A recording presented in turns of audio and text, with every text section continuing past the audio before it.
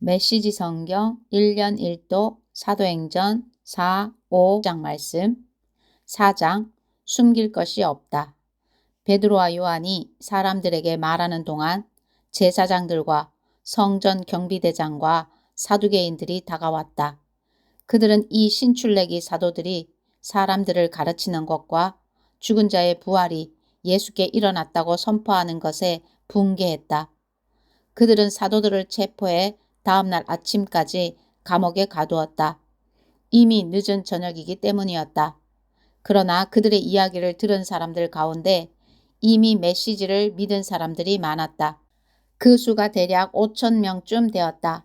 이튿날 예루살렘에 회의가 소집되었다. 통치자, 종교 지도자, 종교학자, 대제사장 안나스, 가야바, 요한, 알렉산드 등 주요 인물들이 다 모였다. 그들은 베드로와 요한을 한가운데 세워놓고 따져 물었다. 누가 너희에게 이런 일을 맡기더냐? 도대체 무엇 때문에 이런 일을 하느냐? 그 말에 베드로가 성령이 충만하여 거침없이 말했다. 백성의 통치자와 지도자 여러분, 오늘 우리가 병자를 고친 일로 재판에 해부되어 신문을 받는 것이라면 나는 더없이 솔직히 말하겠습니다. 우리는 하나도 숨길 것이 없습니다. 여러분이 십자가에서 죽였으나 하나님께서 죽은 자들 가운데서 다시 살리신 나사렛 예수 그리스도, 그분의 이름으로 이 사람이 건강하고 온전한 모습으로 여러분 앞에 서 있습니다. 너희 석공들이 내버린 돌이 이제 모퉁이 돌이 되었다는 말씀은 예수를 두고 하신 말씀입니다. 구원받을 다른 길은 없습니다. 오직 예수의 이름 외에는 구원받을 수 있는 다른 이름을 우리에게 주신 적이 없고 앞으로도 없을 것입니다. 베드로와 요한이 어찌나 당당하고 자신있게 서 있던지 그들은 두 사람에게서 눈을 뗄 수 없었다. 그 두 사람이 성경 훈련이나 정식 교육을 받지 못한 평신도인 것을 알고 그들은 더욱 놀랐다. 그들은 그 두 사람이 예수와 함께 다녔다는 것을 알았지만 그들 앞에 꼿꼿이 서 있는 고침받은 그 사람을 보고서는 뭐라고 반박할 말을 찾을 수 없었다. 그들은 방도를 짜내기 위해 베드로와 요한을 밖으로 내보내고 나서 서로 의논했다. 이들을 어떻게 하면 좋겠습니까? 기적이 일어났고 그 배후에 저들이 있다는 것이 이미 온 시내에 알려졌습니다. 우리도 부인할 길이 없습니다. 더 이상 일이 커지지 않도록 저들을 위협해서 입을 막읍시다. 다시는 누구한테도 예수의 이름을 말하지 못하도록 말입니다. 그들은 베드로와 요한을 다시 불러서 어떠한 경우에도 예수의 이름으로 말하거나 가르치지 말라고 경고했다. 그러자 그들이 바로 대받았다. 하나님의 말씀보다 여러분의 말을 듣는 것이 하나님 보시기에 옳은 일인지 여러분이 판단하십시오. 우리의 입장은 분명합니다. 우리는 우리가 보고 들은 것을 말하지 않을 수 없습니다. 종교 지도자들은 그들을 다시 위협한 뒤에 결국 풀어주었다. 그들을 감옥에 가두어 둘 만한 죄목을 찾지 못했던 것이다. 만일 가두어 두었다면 백성이 가만히 있지 않았을 것이다. 백성은 이번 일로 모두 하나님을 찬양하고 있었다. 이 기적으로 병이 나은 사람은 40살이 넘었다. 한마음 한뜻으로 베드로와 요한은 풀려나자마자 동료들에게 가서 대제사장과 종교 지도자들이 한 말을 전했다. 보고를 전해 들은 사람들은 놀랍도록 하나가 되어 소리 높여 기도했다. 강하신 하나님, 주님께서는 하늘과 땅과 바다와 그 안에 있는 모든 것을 지으셨습니다. 주님께서는 주님의 종이자 우리의 조상인 다윗의 입을 통해 성령으로 이렇게 말씀하셨습니다. 나라들아 웬 소란이냐, 민족들아 무슨 비열한 모이냐. 땅의 지도자들이 자리 다툼을 벌이고 권력자들이 정상회담으로 모이니 하나님을 부인하고 메시아를 대적하는 자들이다. 과연 그들이 모였습니다. 헤롯과 본디오 빌라도와 나라들과 민족들과 이스라엘까지 바로 이 도성에 모였습니다. 주님의 거룩하신 아들 예수, 주님께서 메시아로 삼으신 그분을 해치려고 모의했습니다. 주님께서 오래전부터 계획하신 일들을 이루려고 모였습니다. 이제 그들이 또 시작합니다. 그들의 위협을 살피시고 주님의 종들에게 두려워하지 않는 담대함을 주셔서 주님의 메시지를 전하게 해주십시오. 주님의 손을 우리에게 내미셔서 주님의 거룩하신 종 예수의 이름으로 치유와 기적과 이적이 일어나게 해주십시오. 그들이 기도하고 있는데 그 모인 곳이 흔들리고 진동했다. 그들은 모두 성령으로 충만해져서 두려움 없이 계속해서 하나님의 말씀을 전했다. 믿는 사람들이 하나로 한마음 한뜻으로 연합했다. 그들은 자기 재산에 대한 소유권을 주장하지 않았다. 이건 내 것이니 당신이 가질 수 없소라고 말하는 사람이 아무도 없었다. 그들은 모든 것을 공유했다. 사도들은 주 예수의 부활을 강력하게 증거했고 그들 모두에게 은혜가 머물렀다. 그리하여 그들 가운데 궁핍한 사람이 단 한 명도 없었다. 밭이나 집이 있는 사람들은 그것을 팔아서 그 판 돈을 사도들에게 가져와 헌금했다. 사도들은 각 사람의 필요에 따라 그 돈을 나누어 주었다.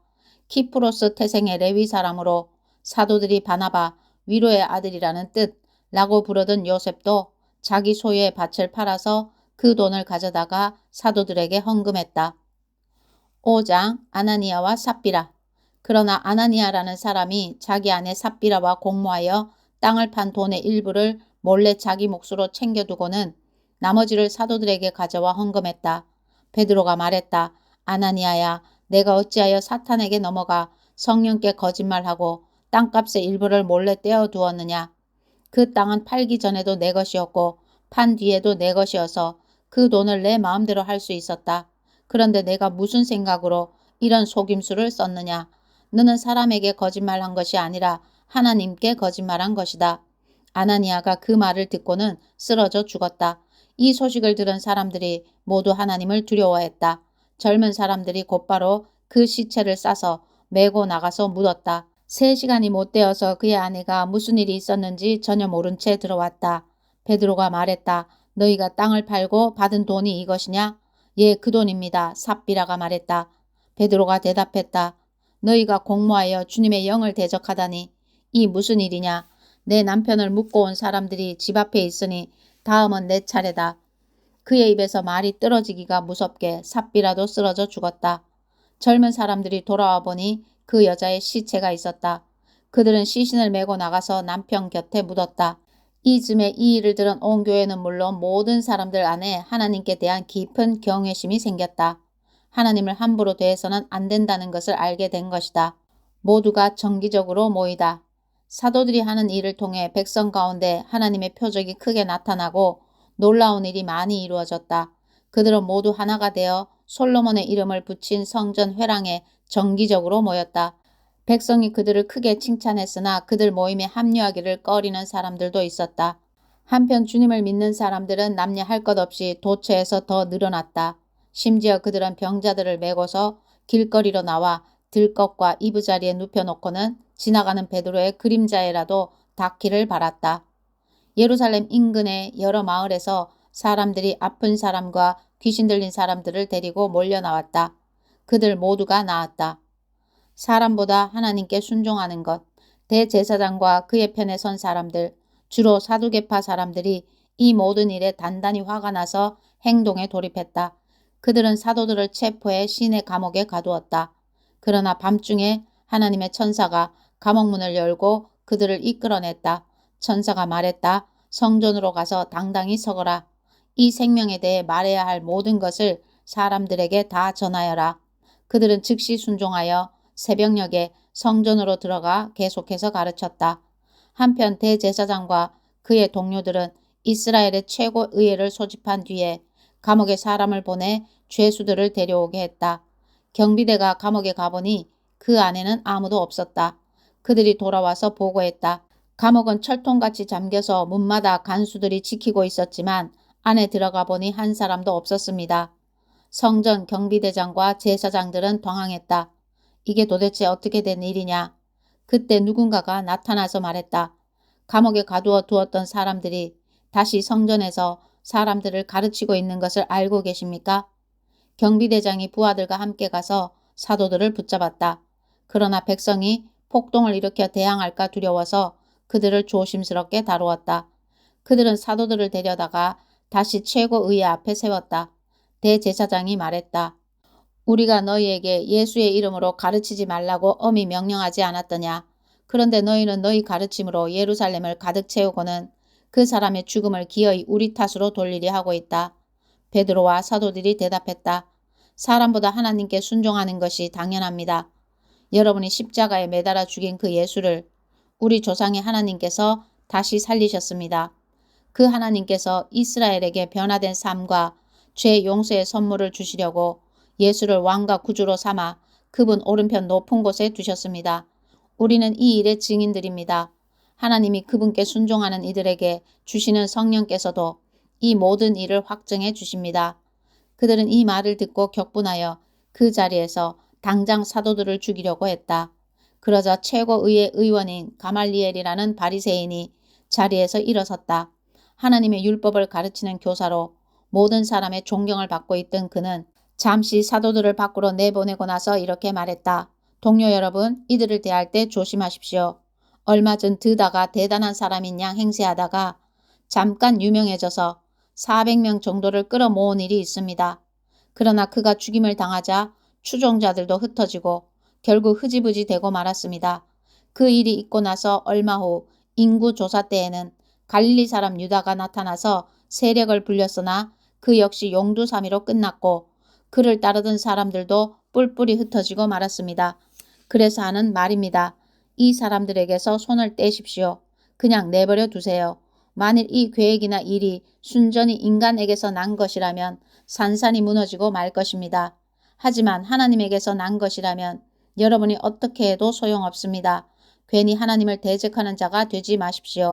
그 말이 설득력이 있었다. 그들은 사도들을 다시 불러들여 호되게 매질한 다음 예수의 이름으로 말하지 말라고 경고하여 그들을 쫓아냈다. 사도들은 예수의 이름 때문에 치욕당하는 영예를 얻은 것을 크게 기뻐하며 의회에서 나왔다. 그들은 날마다 잠시도 쉬지 않고 예수가 그리스도이심을 성전과 집에서 가르치고 전했다. 아멘.